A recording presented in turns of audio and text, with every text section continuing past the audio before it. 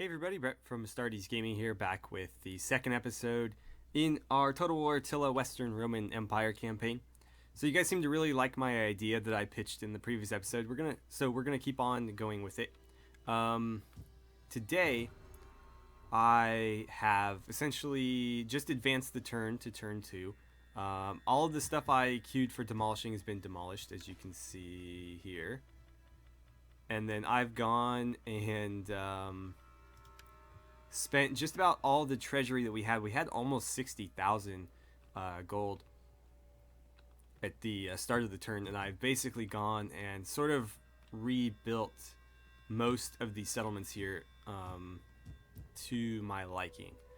I wasn't able to afford enough for all of them. As you can see, I sort of ran out of coin there. We have a little bit left, and we're going to try to do some recruiting with that. But I guess let's go ahead and get started. The first thing we're going to want to do is up here with this legion. I don't think we're going to bother recruiting anybody. We have a bunch of mercenaries here, and they're actually not that expensive. So we're going to hold on to them, even though eventually I'd like to replace them with, actual units, actual Roman units that aren't going to cost us quite as much. But you can see the difference isn't too bad. 170 versus like 260, I think it was the most expensive one. Even their cavalry, I think, is a little bit less. 275. Okay, so it's still not that bad. Over here, we've got a couple options. These guys can actually recruit from the host that is wandering around here, so we're going to do that because these guys are extremely cheap. So we're going to grab them. And I believe that'll be it. I'm going to move them up. Basically, I don't want to declare war on these guys. The Suebians, or the Suebians, I'm not sure exactly how to pronounce that. But they are currently allied with the Alamans here. So if I declare war on them to just take them out and get rid of them, I'll end up at war with these guys, who are actually one of my trade partners currently. So I don't want to do that. But I am going to basically just escort them around through my land with these armies. And so if they decide to do anything shady, I'll have an army right there to deal with it. And if we have any money left over, which it doesn't look like we will, I might recruit more units for this army, but we have other armies to sort of fortify over here. So this army is in a similar situation because these guys are technically on our land, but they are not hostile, so we're going to leave them alone for now. But I can levy these guys, and they're pretty cheap. However, they're medium spear infantry, so they're actually not terrible. Considering that their upkeep cost is less than 100 gold per turn, I'm going to snag them. And we can always disband them if we don't need them, but I figure any units we can use to supplement our armies at this point, the better. I'm also considering moving them down here, because there's two hostile, well, one hostile and one potentially hostile nomad group on this border right outside this city. Whereas we are at war with these guys, but we haven't seen much of them yet. So I might shift these guys over to help this garrison, and I'm going to shift these guys down here to help with this one. My concern, though, is that if I get to like here, they're going to be out of reinforcement range. So what I could do is I could force march them into the city. They'll have lower morale if we get attacked, but I think it's best that they're inside the walls rather than outside. Because if they're like right here, the enemy can ignore this and just attack them directly, and they won't have any backup. So I think it's best that we force march into town. And then, as I said, you guys are going to come here. And so that should sort of deal with the fact that we're being attacked on a couple different sides here. These guys aren't hostile to me. The only group hostile to me in this area is the Saxons.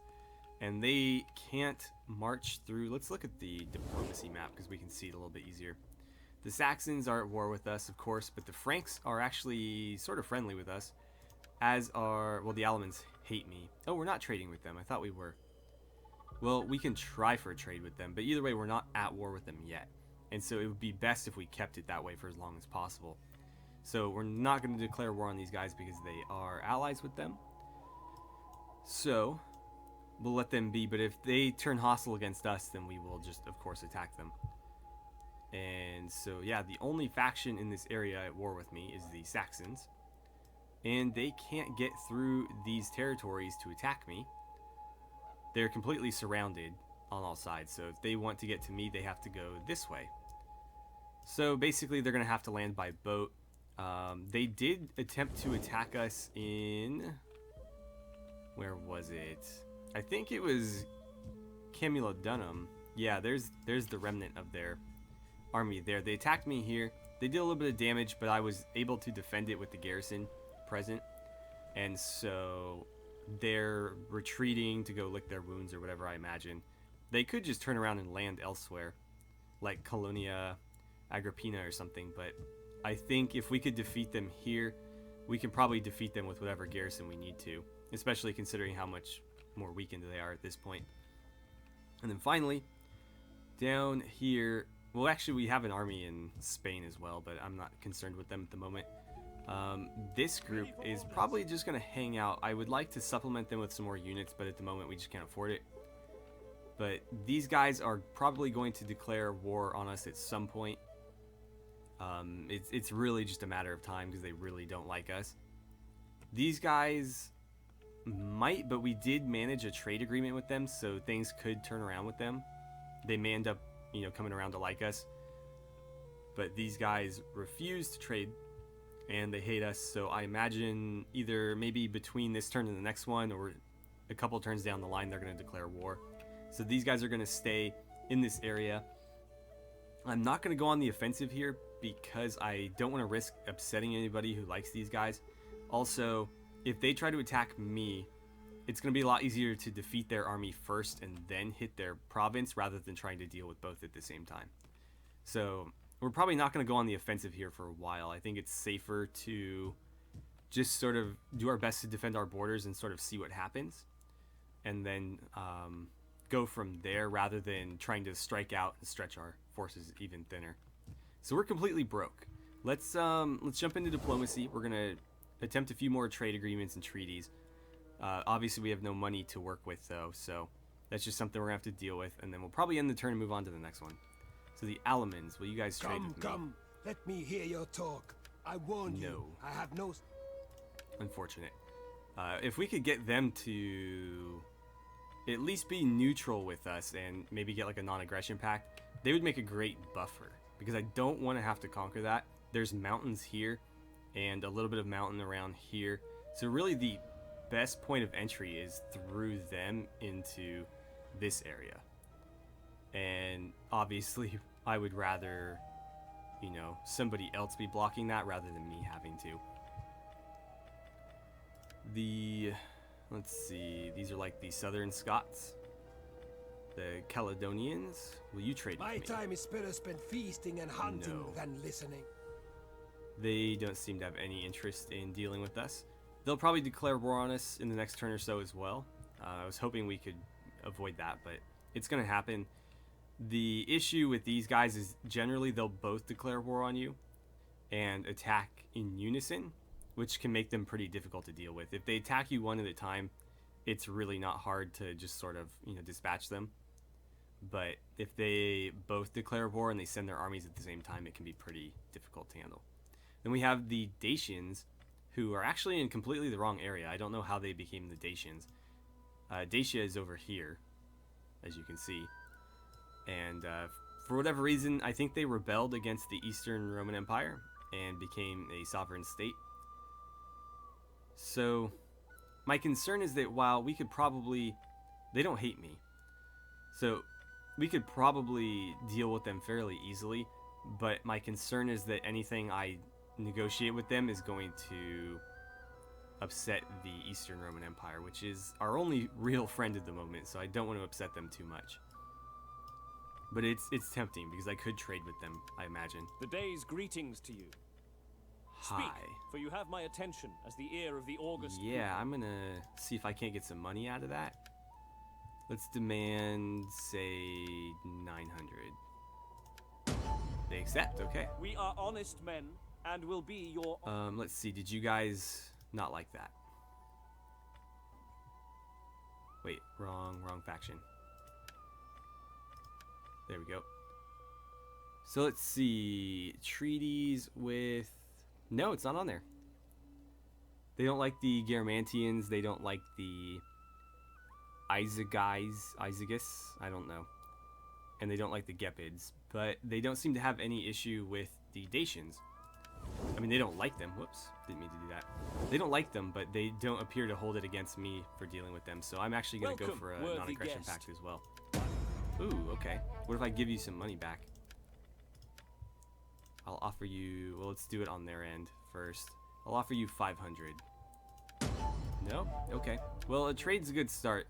They'll start to like us more and more, and eventually we'll probably be able to get some sort of... At least like a non-aggression pact or maybe a defensive alliance out of it. I'll probably avoid that just because if the Eastern Romans ever declare war on them to take this back, I don't want to get like caught on the wrong side. But we'll see what comes of that. At least it's a non-hostile faction at this point. We're making a little bit of money off them. So the Abdanians, the Irish... I have little gain in wasting the day on you. Low What you say, chance had of better that. please my- So we'll have to ignore them for the time being. The Franks. Now I was really excited that we were able to trade with them because this would be a pretty nice ally to have if we can turn it into The that. gods will have me listen to you, but do not pass the day in words without merit. Yeah, I don't think we're going to be able to get much more out of them for the time being, but you can see that our relationship was improving. It is currently 9 and going up to 23, so eventually they will like us. And if we can turn that into an alliance and use them against the Saxons, that would be great. Now here's that faction I was mentioning down in Africa. I don't think they'll have any desire to trade with me. Fish and The Garamantians, here is like the one faction in Africa Come, that my might friend, want to deal with speak. us. we are men of words, and so serve our peoples with honor. No. How are they... Ooh, it's actually deteriorating. That's not good. I could throw them some money or something, but I don't know that I want to do that.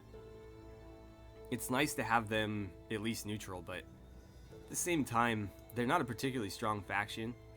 Once we dealt with these guys, it wouldn't be that hard to send our African legions after them as well. I'd prefer maybe not to. I don't know. I don't think that their territories are particularly valuable, but I guess we'll see.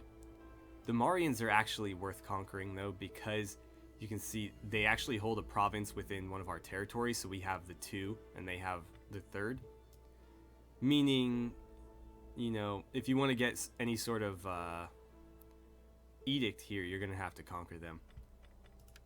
And then you guys, our Viking friends, we definitely want to continue fostering this relationship, and it is improving, so that's a good sign. A flapping tongue that speaks But I don't without think we're going to wisdom. get much out of them this turn. But we'll keep an eye on it. Because if we could get them to come around, they would be a fantastic ally. Nobody's going to be able to touch them up there. We could use them against the Danes here, because the Danes are at war with us, I believe. Yeah, they are. And so if we had an ally, like, raiding from the north, while we held the west, that would be fantastic. Let's see. You guys are trading with me, but you don't like me. Relationship is improving, though. Same with the Morians. Might be able to, like, turn them into a puppet state or something. We'll see. That's something I want to do a lot of, though, is... I don't know how much conquering we're actually going to do. We might conquer a little bit of Africa just because it makes more sense for us to hold this than it does for somebody else to. But certain things, like along our borders here, I'll probably force them into a puppet state rather than conquer the province when we get to that point. Just because it's easier to have like them be the buffer, let their armies and their settlements take the hits from the Huns or whoever. And then I can focus on, you know, building powerful armies to deal with major threats while they sort of stave off incursions for us. But I think that was pretty much everything. We did manage to get a little bit more cash though, so we'll have to see where the best place to spend that is going to be. In Africa, we can only recruit the Limitani border guards, so I don't think we're going to waste any more money on them.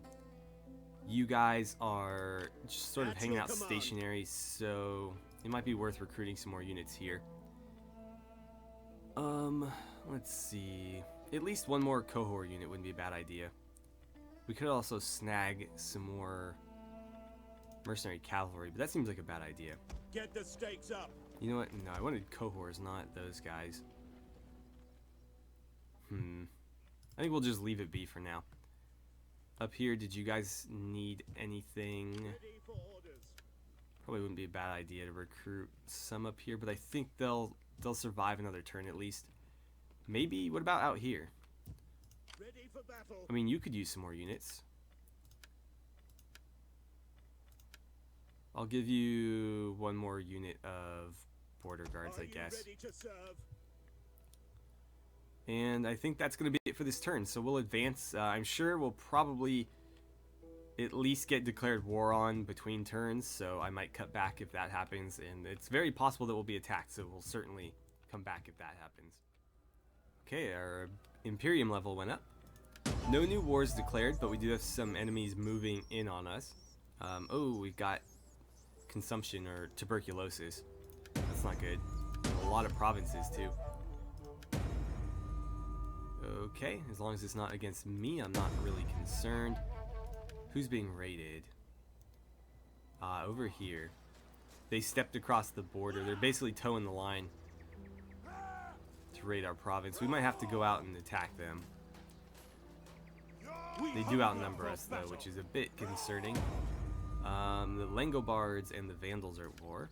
And the Thuringians and the Vandals are at war. Okay, we had a couple demolitions there, and then a bunch of buildings got built. Let's see. Oh, our technology is done as well. Let's go ahead and... Let's see. That's only going to take one turn. That might not be a bad idea. But that helps corruption, and that's never a bad thing. This is going to help with upkeep costs, which isn't a terrible idea either. Military provisions. A lot of options here. What do these do? Lets me get better farms. And this allows me higher upgrades for my cities. And better income. I don't know. Like, I don't even have... We just unlocked Infantry Barracks 2. So, to go all the way to 3 in, like, the next turn... Oh, that cost me money as well. I'm not going to do that then. I really like the idea of lower upkeep costs, even though I don't want to neglect our civic technologies. I think making our military a little bit more effective is going to be really critical, at least early on. Apparently I can upgrade these guys to... It's not a bad idea for 100 each. I'll have to think about it. Can you recruit? Ready for orders. We can get 2 more spears. You know what? Grab them. They're basically free. I mean, they're not free, obviously, but it's anything that can help us. And we might be strong enough at this point to attack these guys. Also, I'm curious, can they skirmish? I don't mean skirmish, but some units, usually the sword-armed ones, like the cohorts, you can see if you look at the bottom left corner, they have that little red javelin symbol. They can throw javelins before they engage. I was hoping these guys could, but unfortunately they can't. They also don't have like formations available. I'm gonna close that. My only concern is we really don't have any skirmishers, and I'm sure they have at least an average amount, so that could be problematic. Let's take a look at our various holdings, because we do have more upgrades that need to be built. It looks like in Britannia, nobody's really coming to attack us yet, although the Danes are moving in. That's a fairly small force, though. I think I can hold them off with whatever garrison they decide to attack. So, in the capital here, I was working toward a Latin church, just because the public order would be nice, and the religious influence is going to be really critical, because we need to convert all of these provinces to Christianity. Even our own provinces are, for the most part, pagan, whether they be Greco-Roman or Celtic. We need them to be Latin Christianity, because if they're not, we're going to suffer public order penalties. And so to that end, Latin churches are going to be really critical. That is a lot of money, though. Looks like we've got a chapel being built in London. And we have a forum. How's the public order here, by the way? -6. That is going to be difficult to recover. You guys have no way of recruiting troops, do you? So I need a rally field here.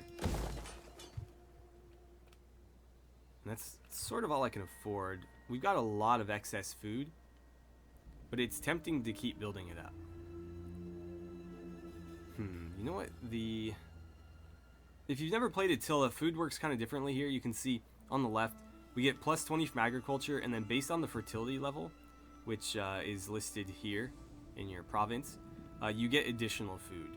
So with this one, the base food is really low. The additional food is typically where you get most of the food from. But in this case, because the soil is not very fertile, we're not going to make a whole lot of food extra on top of that. So you can see that's going to add up to 74. If we look at the cattle herd, we're going to get 40 outright and then another 30. So it'd be 70 in total, and then this one is going to be 45. For example, if you go down to like France or something, let's see, do we have any farms here? This one is 20 food and then an additional 72 because of the fertility level, because the soil is good here. There's basically average, good, and then rich, and then it goes down from average, obviously. So this one, you're going to want to take the wheat field because obviously the soil is really good. But up here, I think it ended up being roughly a tie between these two. But this one's going to give us a lot more wealth. So this might give you, 4 more food, but this is going to actually pay out in cash as well. And the same goes for the sheep flock. However, this is significantly less food. So we've got to kind of decide, do we want to maximize food? Do we want to maximize profits? And I'm not sure that we really care about that yet. There's far bigger concerns happening that our money should probably be directed toward. So over here, you guys also don't have a way of recruiting, so I'm going to build a rally field there. This place is going to be really heavily fortified. I don't normally build what are they called? The guard houses, because they take up food. They do give public order, which is nice. But they basically just add garrison units to the settlement that they're in. And then obviously public order. So I typically don't bother building these unless it's a settlement like this that is basically going to be the first thing attacked by anybody coming from the east, at least in this area. So first thing is going to be a rally field so that we can recruit units here. And that will, I think that'll eventually help out with the garrison as well. But we'll probably build like a farm here and then that guardhouse as well. So what else do we need? I'll probably throw down another field there just because they're cheap, and food is a big issue in this game. You cannot sacrifice food for other things. It concerns me that they're hanging out so close to my provinces, but I don't want to keep following them with this army. Because if I get attacked up here, I really have no way to defend it other than this army. And if they just keep following these guys around, then that's obviously going to be a problem. Speaking of problems, public order is starting to wane in a lot of these provinces. You don't even have a church, so let's build a chapel, or get one started. And down here, might have to look at this in more detail off camera, just because there's a lot of stuff to cover. A lot of stuff that we could build here. That's actually going to improve wealth too. That's tempting. But we don't have any way of recruiting here either.